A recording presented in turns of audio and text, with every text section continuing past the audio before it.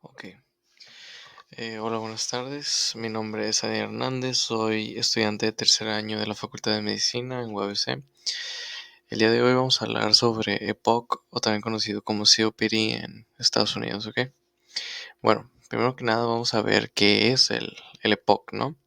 Según la GOLD, el EPOC es una enfermedad común que es prevenible y que se caracteriza, esto es lo más importante, se caracteriza por síntomas respiratorios persistentes y una limitación del flujo aéreo.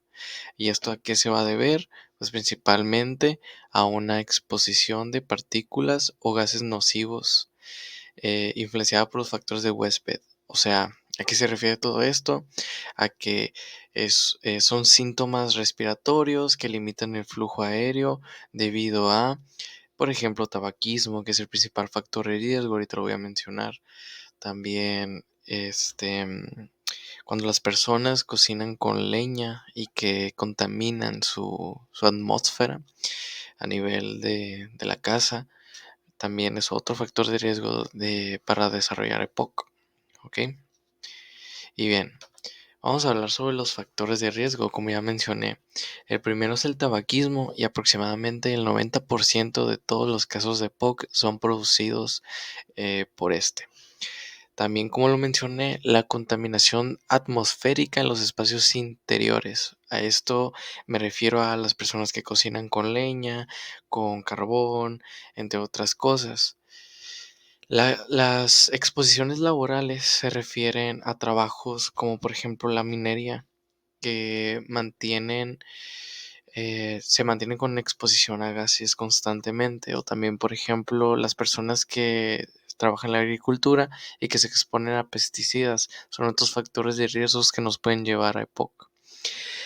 Uno muy importante también son los factores genéticos, como la deficiencia de la alfa-1 antitripsina, que esta es una proteína que se encarga de desactivar las proteasas que van a producir em, los macrófagos o la inflamación que ahorita vamos a ver.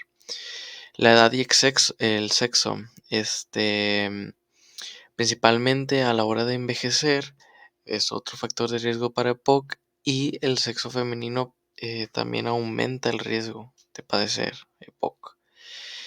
Alteraciones en el crecimiento y desarrollo pulmonar puede ser otro factor. La posición socioeconómica, esto es muy interesante porque según la GOLD, la posición socioeconómica baja se asocia a una mayor prevalencia en el EPOC. Y el asma, un antecedente de asma, también nos puede llevar a factores de riesgo como EPOC. Bueno, ahora vamos a hablar sobre la fisiopatología que tiene esta enfermedad.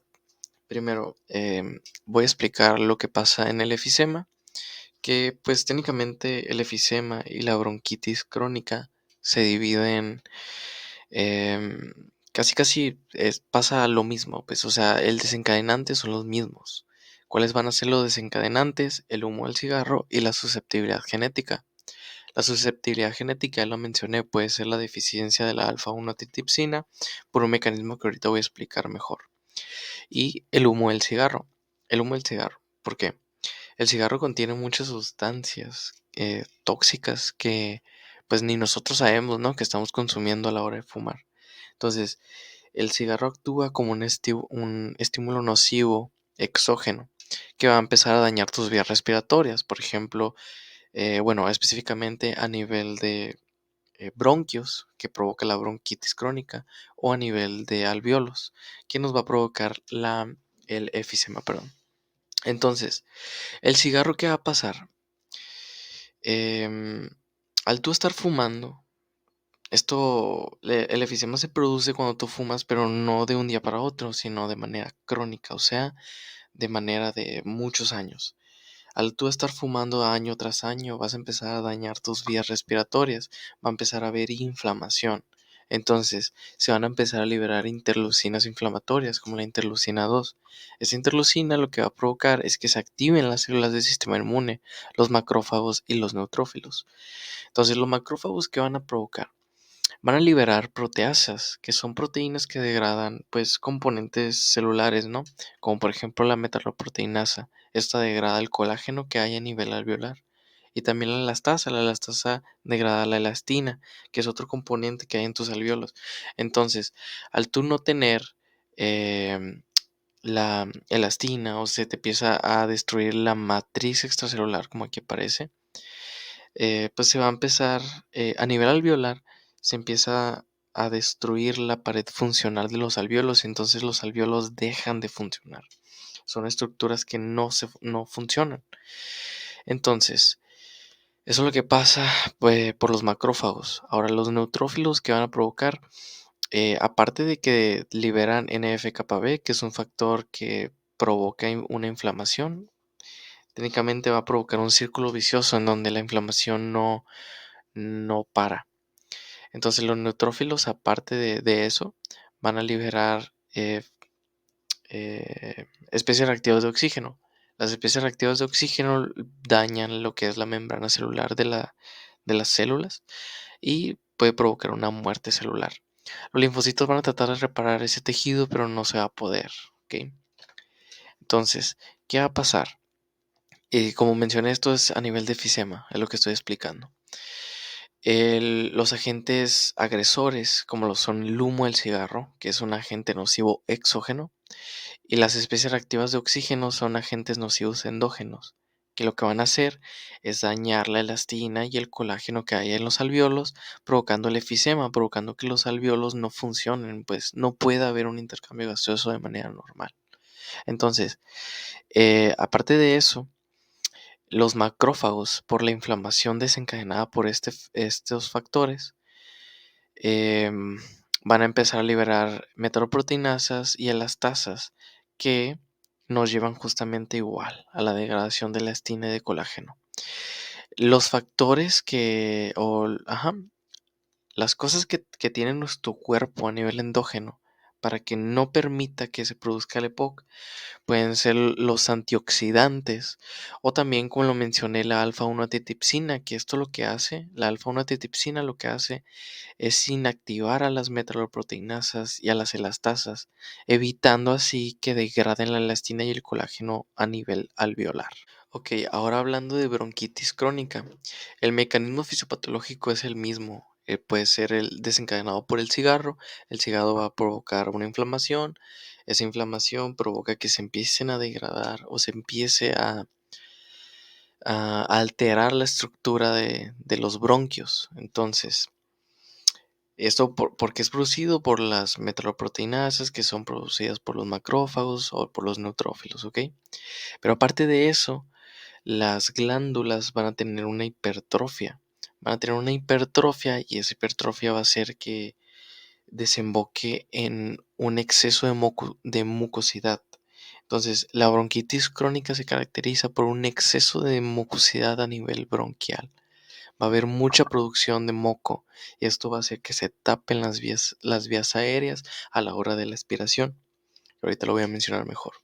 Pero entonces, la glándula mucosa va a tener hipertrofia por la inflamación y por el engrosamiento de la mucosa y eso va a provocar un exceso de la mucosidad. Va a haber mucho moco. Es por eso que estos pacientes con bronquitis crónica tienen como característica que tienen tos productiva. Los pacientes con efisema no tienen tos productiva. Entonces es una de las diferencias entre la bronquitis crónica y el efisema, ¿ok? Bueno, vamos a ver cambios patológicos a nivel de cortes histológicos, ¿ok? Esto es, en la figura A se muestra pues un corte histológico de un pulmón sano. Aquí se miran los espacios alveolares, una integridad pues muy bien, ¿no? Pero en cambio en la figura B este es un paciente con efisema. Aquí si se miran los sacos alveolares y todo está destruido. Y esto es producido por justamente la inflamación, las metaloproteinasas, todo esto que empieza a degradar la estructura funcional o las paredes funcionales de los alvéolos. Vamos a hablar sobre los tipos de efisema. Se encuentra el centriacinar, que su nombre lo dice, el centro, ¿no? Y el panacinar. El panacinar se refiere a todo, cuando hay daño en todo saco alveolar. Y el centrocinar, pues simplemente el centro, como lo mencioné. Bueno, El centrosinar se asocia más a un tabaquismo crónico y el panacinar a una deficiencia de la alfa-1 antitripsina.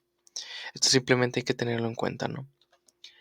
Bueno, ahora vamos a ver un corte histológico de la bronquitis crónica. En la figura A podemos ver que el tejido está de manera normal, no hay ninguna alteración, pero si vemos en la figura B, aquí ya podemos ver una alteración en la mucosa y también una hipertrofia de la glándula de la mucosa, ¿no? Entonces, esta hipertrofia es lo que acabo de mencionar, que provoca que haya un exceso de moco, que empiece a tapar los bronquios. ¿Ok? Bueno, ahora la clínica, ¿cómo se van a identificar entre la bronquitis crónica y el efisema, no? Pues está fácil. Tenemos el tipo A, que es el soplador rosado, y el tipo B, congestionado azul, ¿no? El soplador rosado se refiere a efisema. Aquí podemos ver una disnea progresiva por los años, durante los años, que también la bronquitis crónica también se mira. Pero como mencioné, una de las diferencias importantes es que la tos es con expectoración y en el efisema pues sí hay tos, pero no puede haber expectoración, ¿ok? O sea, no se asocia con expectoración, a menos que pueda haber una infección, ahí tal vez sí, ¿no? Em, la hiperdistensión torácica también es importante. El tórax en tonel. Los pacientes con efisema van a presentar un tórax en tonel. En cambio, en la bronquitis crónica, pues el tórax está normal o también puede estar un poco elevado, ¿no? Puede haber cianosis en la bronquitis crónica, pero en la efisema, pues normalmente no se asocia con cianosis. ¿Ok? ¿Y a qué se debe esta cianosis? A los efectos de hipoxia que tiene cada uno. En la bronquitis crónica, el mecanismo de hipoxia se debe a un desequilibrio en la ventilación-perfusión. En cambio, en el efisema, el principal mecanismo de hipoxia es por una alteración de la difusión. ¿Ok? Diferente. Los ríos respiratorios van a estar apagados porque se va a empezar a acumular el aire. Y pues en la bronquitis crónica, como hay exceso de moco, puede haber crepitantes, roncus o hasta sibilancias. La presión venosa yugular pues va a estar normal en el efisema, en la bronquitis va a estar aumentada, entre otras cosas, ¿no? Ahora vamos a ver una radiografía. Este es principalmente de efisema. Aquí pues podemos ver que están primero los diafragmas aplanados. También va a haber un exceso de aire adentro de la cavidad torácica. Va a haber una hipersuflación. Y eso se va a traducir a que va a haber una hiperlucidez, ¿ok? También aquí en esta imagen específicamente podemos ver cómo hay una red colateral que se mira aquí. Esto se debe a que el EPOC nos puede desencadenar una hipoxia a nivel de pulmón y esto nos puede llevar a una hipertensión pulmonar. Entonces, por eso que se mira así. Aquí este paciente probablemente ya desarrolló una hipertensión pulmonar.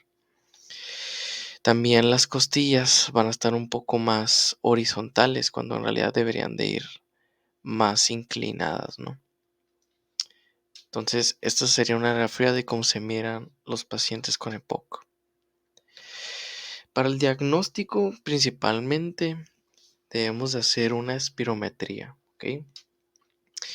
La espirometría es necesaria para el diagnóstico. Te puedes apoyar con una radiografía, pero esto no te va a confirmar el diagnóstico. Tiene que ser con una espirometría y que el paciente tenga una tríada de síntomas. La tríada de signos y síntomas son tos con expectoración y disnea. Entonces, si llega un paciente con tos, disnea, expectoración y aparte antecedentes de tabaquismo o de factores de riesgo como exposición a que cose con leña, le vas a hacer una espirometría, ¿ok? Y más si, por ejemplo, tiene más de 40 años, le vas a hacer una espirometría de huevo. Entonces, la espirometría, ¿qué vas a esperar? Si el paciente tiene POC, vas a tener una disminución de la FEBI. La FEBI es la fracción de eyección expirada al segundo uno.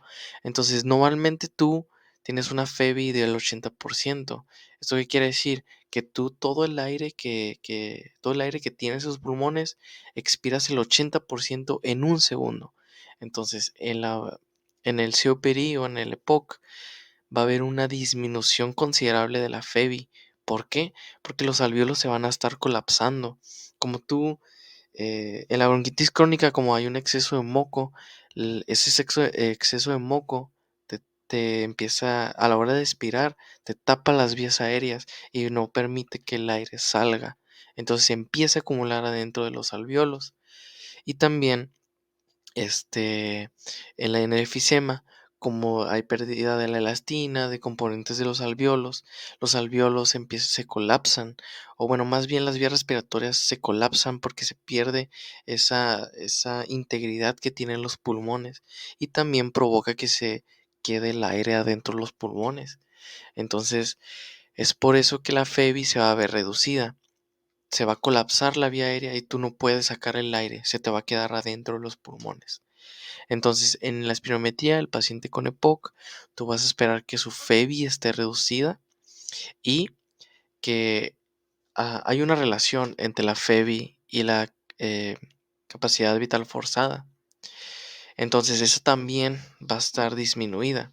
De hecho, para tú hacer la espirometría, le vas a hacer una normal sin ningún medicamento y después le vas a hacer una con un broncodilatador. O sea, tú le administras un broncodilatador y le vas a hacer la espirometría. Si la espirometría sale que la FEBI y la capacidad vital forzada, esta relación, está menor a 0.7 o a 70%, eso ya te da un diagnóstico de que hay una restricción en las vías aéreas. Hay una restricción del flujo aéreo, que como mencionamos anteriormente, que es el EPOC, una limitación del flujo aéreo. Entonces, es por eso que la espirometría confirma el diagnóstico. ¿Ok?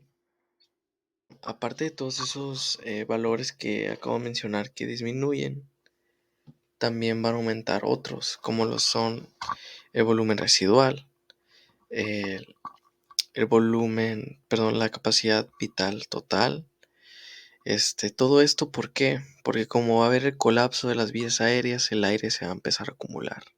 Entonces, nos va a llevar al aumento de sus valores. Bien. Ahora vamos a hablar sobre la clasificación Gold.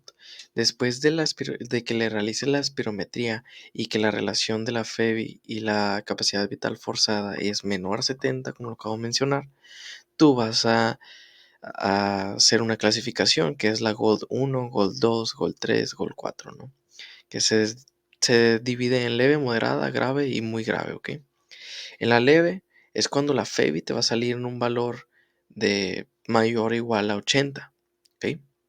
Pero el Gold 2, que ya es una clasificación de gravedad moderada, es cuando los valores de la FEBI van a estar entre 50 a 80. En la grave va a ser de 30 a 50. Y en la muy grave es cuando la FEBI está menor a 30. Esto ya es un valor muy, muy bajo de FEBI. Entonces nos va a llevar a una gravedad, pues, que debes entender rápido, ¿no? Hay otras escalas que se utilizan para el tratamiento. Esto es principalmente para el tratamiento. Está la escala de valoración de la disnea, que lo que va a hacer es comparar la disnea con la actividad física que tienes, ¿no? Esta pues va a dividir los grados del 0 al 4. Y eso tiene, te digo, importancia cuando tú vas a hacer el tratamiento. La evaluación CAT es la evaluación del EPOC. Entonces, pues tú le vas a preguntar a tu paciente y él va a responder con estos valores del 0 al 5, ¿no? Al final todo esto se suma y te va a dar la puntuación total. Esto también tiene importancia cuando vas a seleccionar el tratamiento farmacológico. Estos son los fármacos utilizados en el EPOC. Los principales fármacos que se utilizan son los agonistas beta 2, que puede ser de acción corta o de acción prolongada. Se les conoce como SABA, los de acción corta, o como lava a los de acción prolongada, ¿no? Ejemplos de estos, el salbutamol es muy famoso, el fenoterol, eh, también la terbutalina, entre otros, ¿no? Los de acción prolongada, pues principalmente se utiliza el formoterol y pues aquí hay, estos son otros, ¿no? Principalmente se utilizan los de acción prolongada que los de acción corta, porque los de acción corta, estos se utilizan más que nada para cosas agudas, como por ejemplo una broncoconstricción aguda, o también para exacerbaciones. Ahorita lo vamos a ver. También, aparte de los agonistas beta 2, se utilizan los anticolinérgicos, que su mecanismo de acción pues es antagonizar, ¿no?, los receptores muscarínicos a nivel de los pulmones, específicamente los M3. Entonces estos lo que van a hacer es que haya una relajación del músculo liso, músculo bronquial, perdón. Ajá, músculo liso bronquial. Entonces va a haber una broncodilatación y aparte de eso va a haber una disminución de la secreción de moco. Entonces nos puede ayudar en la bronquitis crónica. Están los de acción corta, los SAMA, y los de acción prolongada, LAMA. No son los mismos que los SABA y LABA, son diferentes. Entonces, los de acción corta está el bromuro de ipratopio o el bromuro de ixotropio, ¿ok? Los de acción prolongada está el bromuro de aclidinio y el bromuro de glicopirronio. Tienen nombres bastante largos, ¿no? Estos son los que se pueden utilizar. De hecho, para tratamiento de primera línea se utilizan los antagonistas muscarínicos de acción prolongada, los LAMA. Aparte de los antagonistas muscarínicos y los agonistas beta 2, están los fármacos que son combinaciones entre los dos, entre el agonista de beta 2 y un anticolinérgico que también son los antimuscarínicos, es lo mismo. Pueden unirse de solo acción corta, que les digo, esto es más para las exacerbaciones del EPOC, que son la combinación de SABA y SAMA, el fenoterol y el ipatropio, o el salbutamol con ipatropio, ¿no? También están las combinaciones con un agonista beta 2 de acción prolongada con un antimuscarínico de acción prolongada, que son los LABA y LAMA, como el forterol con el glicopirronio. Entonces, estos principalmente se usan con inhaladores, no se utilizan por vía oral, porque la vía oral tiene más efectos adversos que los inhaladores. Entonces, normalmente estas presentaciones de todos estos fármacos son por vía inhalada, ¿no? Algo importante que es característico de los agonistas beta 2 es que presentan la taquifilaxia, que esto es técnicamente la resistencia al medicamento. Entonces, ah, cuando tú utilizas los agonistas beta 2 de manera prolongada, de manera frecuente, vas a empezar a tener que aumentar la dosis para tener los mismos efectos que tenías antes. Entonces, es un factor que tenemos que tener en cuenta a la hora de usar agonistas beta 2. Ok, ahora, para tratamiento, ahora sí, de POC, primero tenemos que tener en cuenta el riesgo de exacerbación. Si el paciente tiene un riesgo de exacerbación de 0 a 1 en un año, se va a clasificar como de clase A o de clase B, dependiendo de qué, de las escalas que mencioné anteriormente. La escala de disnea de esfuerzo, que si está en un valor del 0 a 1 grado, y que tenga el CAT, que el CAT es técnicamente la valoración del EPOC menor a 10. Entonces, si tiene esta escala de disnea de esfuerzo y el CAT menor a 10, se clasifica como de clase A. Pero si tiene la escala de disnea en un grado 2 y con la CAT mayor a 10 se va a clasificar como de grado B. Pero estos, el A y el B se clasifican a su vez por las exacerbaciones, o sea, porque el paciente tenga la probabilidad de tener una exacerbación en un año de 0 a 1 y que no requiera de hospitalización. Porque ahora sí, después de la clase, para clasificar la clase C y la clase D, el paciente tiene que tener un riesgo de 2 exacerbaciones por año o una exacerbación que requiera una hospitalización. Entonces eso ya, cuando ocurren estas dos cosas, se va a clasificar como C o D. ¿Y de qué depende de C o D? Depende de que si tiene, igual que en el caso de la clase A, si tiene una escala de la disnea de esfuerzo entre 0 y 1 y una CAT menor a 10, se clasifica como C. Pero si tiene mayor a 2 la escala de Disney de esfuerzo y el CAT mayor a 10, se clasifica como D.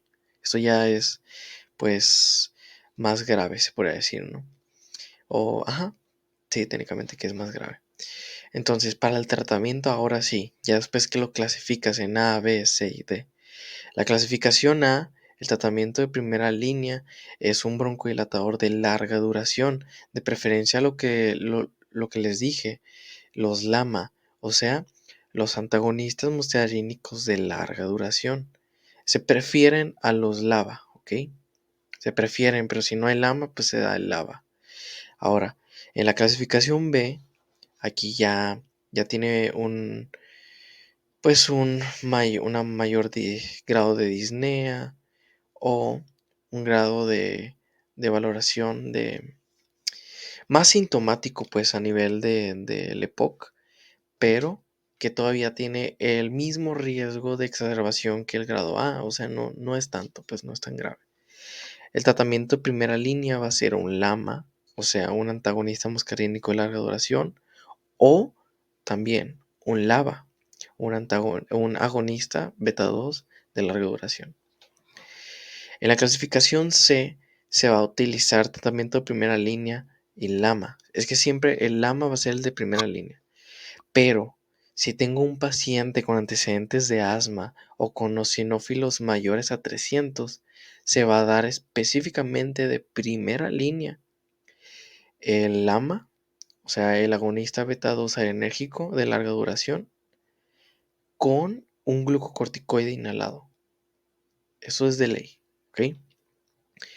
Para el tratamiento de la clasificación D, de los de POC con clasificación D, el tratamiento de primera línea es con el LAMA, pero si el paciente tiene una CAT, o sea, de mayor a 20, eso quiere decir que ya tiene una insuficiencia respiratoria de manera predominante.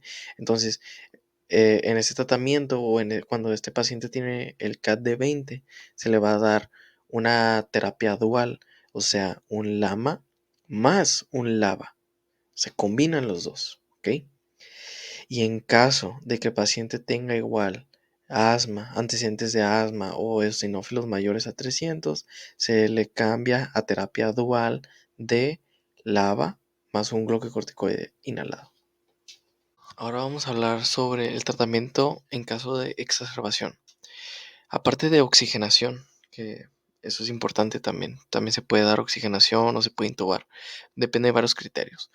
Pero uno de los tratamientos de las exacerbaciones puede ser que se trate con la terapia de primera línea, que es el LAMA o el LABA, o sea, un broncodilatador de larga duración, de preferencia LAMA, ya lo mencioné. Eso es el tratamiento de primera línea, ¿no? Pero si el paciente empieza a tener exacerbaciones, disnea más fuerte, los síntomas más prominentes, entonces se va a intentar con dos alternativas. En primera, se va a dar el LABA más glucocorticoides inhalados si el paciente tiene eosinófilos mayores a 100 o mayores a 300 y también si tiene antecedentes de asma. ¿Ok? Le vamos a dar esta. Y si no funciona, los síntomas no cesan, se va a dar una triple terapia con LABA, LAMA y el glucocorticoide inhalado. Si el paciente no tiene antecedentes de asma ni eosinófilos mayores a 100, como aquí mencionan, entonces se va a dar nomás una terapia dual, LABA y LAMA. Y si en caso de que no funciona, los síntomas no se paran, se va a dar la terapia, la triple terapia, ¿ok? Eso es lo más fuerte que puedes dar, ¿sí? Si no, ya de plano, vas a tener que buscar otras alternativas, como lo son este medicamento aquí que ayuda a mejorar los síntomas, o la citromicina, que es un macrólido. ¿Y esto por qué? Especialmente en exfumadores, como dice. Porque a la hora de tú fumar, puedes provocar una disfunción mucociliar, se le conoce, ¿no? Hay una alteración en tu epitelio, entonces los cilios no van a funcionar de manera correcta, ni tampoco la producción de moco. Va a haber una deficiencia en la producción de moco. Entonces, esta disfunción mucociliar lo que hace de manera normal, más bien, el moco y los cilios, es que limpian todas tus vías aéreas, todos esos patógenos como bacterias o estímulos en la atmósfera. Los va a pasar, los va a mover hacia las vías respiratorias, o sea, los va a subir hacia las vías respiratorias, hacia la garganta y lo vas a sacar como flema, ¿no? Pero como en los fumadores va a haber una disfunción mucociliar, el moco no se va a poder mover. Entonces se asocia a que hay una mayor prevalencia de infecciones bacterianas. Es por eso que se da la citromicina. ¿Ok? Ahora, consideraciones especiales, pues en los pacientes que tienen disnea persistente o la limitación del ejercicio y que ya tienen una monoterapia con el LAMA, se les va a agregar otro broncodilatador de larga duración, o sea, el LABA. ¿Ok? En pacientes con EPOC y antecedentes de asma, como lo mencioné, el tratamiento de primera línea va a ser el LABA y el glucocorticoide inhalado. ¿Ok? Aparte de eso, también puede ser que EPOC y que tenga eosinófilos arriba de 300, también el de primera línea va a ser este. Para pacientes con disnea persistente y limitación del ejercicio, con el tratamiento ya establecido del LABA y glucocorticoide inhalado, se va a agregar una triple terapia, o sea, el LAMA, el LABA y el glucocorticoide inhalado, ¿ok? Y bueno, esto sería todo por mi parte. Estas son las bibliografías y bueno, espero que les haya gustado. Gracias.